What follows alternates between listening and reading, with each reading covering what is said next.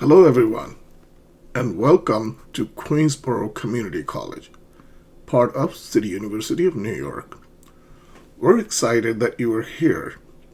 Before you start classes, you'll take the WritePlacer ESL Writing Test. This test will help us place you in the right English course. You belong here, and we're happy to have you.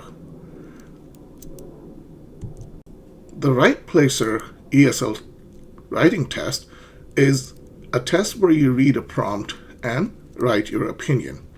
You'll be scored on word use, sentence variety, grammar, and organization.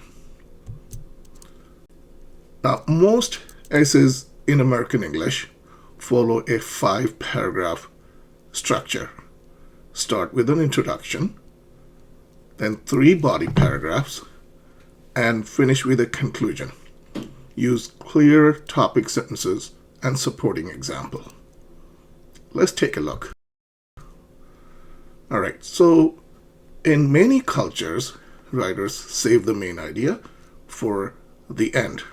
But in American English, writers put the main idea, also called the thesis statement, in the introduction. This helps the reader understand your point from the start.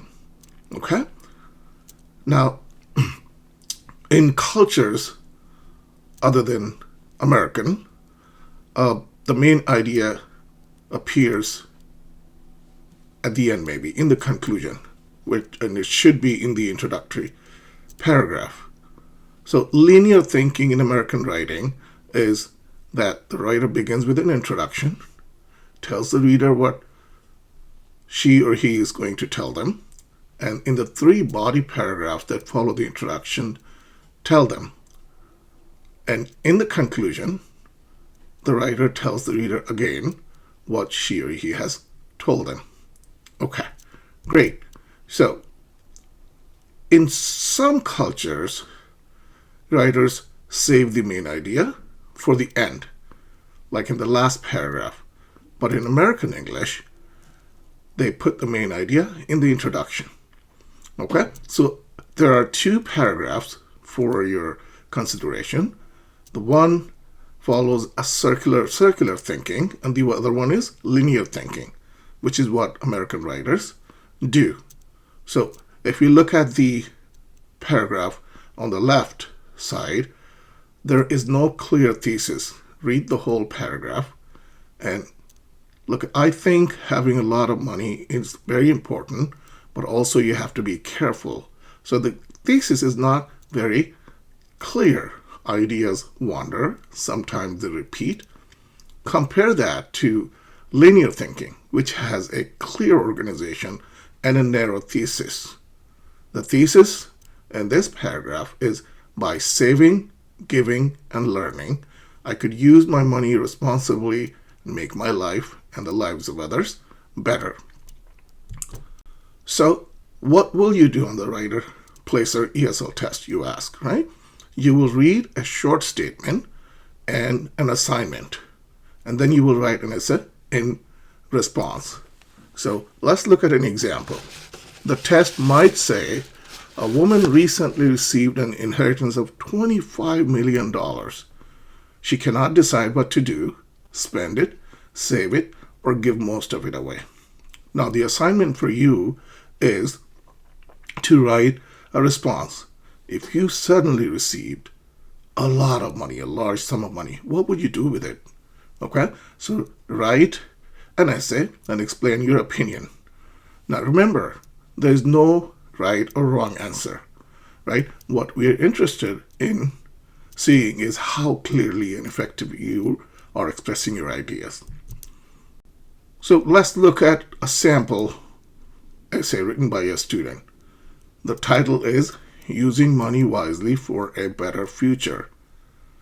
If I suddenly received a large sum of money, I would feel surprised, happy, and maybe a little nervous. That's the introduction. Okay, so read the introduction, and toward the end, you will see a sentence in blue.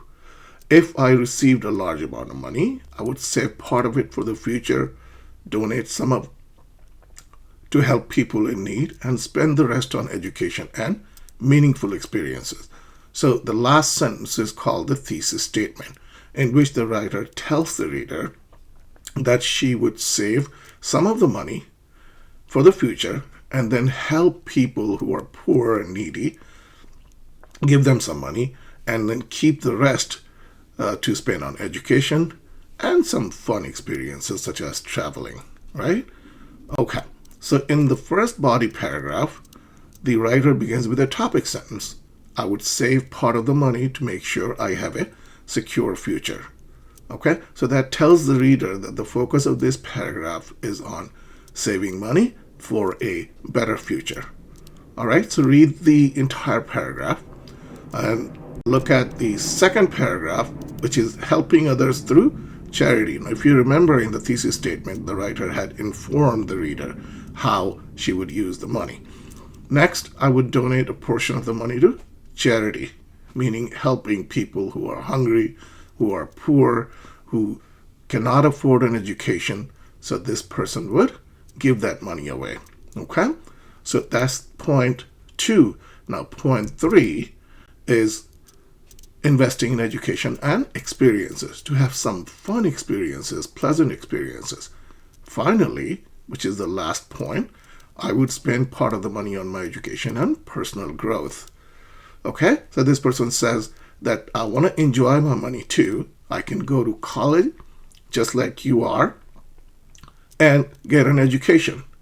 That way I can build a better career. Okay, and I also use the money to travel and see new cultures. All right, okay, so now we come to the end of the essay. It's the conclusion. Now, notice in conclusion, if I received a large sum of money, I would save for the future, help others, and invest in education and experiences. So the writer begins with restating the thesis, just to remind the reader what the main idea of the essay is. Okay? And the following sentences are a summarization of the 3 main points discussed in the body paragraph. Saving would give me security, I would help others, and that would help give me joy. Lastly, I'll get a quality education, and learning would give me new knowledge and growth. The last sentence leaves a lasting impression on the reader. Okay? True happiness does not come only from spending money, but from using it wisely to build a better future for myself and others. All right, so let's do an exercise before you write the essay. So we have looked at a sample essay. We have also considered the thesis statement of the essay and then the main points in the body paragraph. There are 3 theses there. Which one do you think is a good thesis, is a clear, narrow thesis? A, B, or C? Okay, so I need you to do this exercise. Choose one. Is it A, or is it B, or is it C? Okay, so choose your answer. Choose one of the 3, and then I'll show you the answer. Okay? All right. Very good.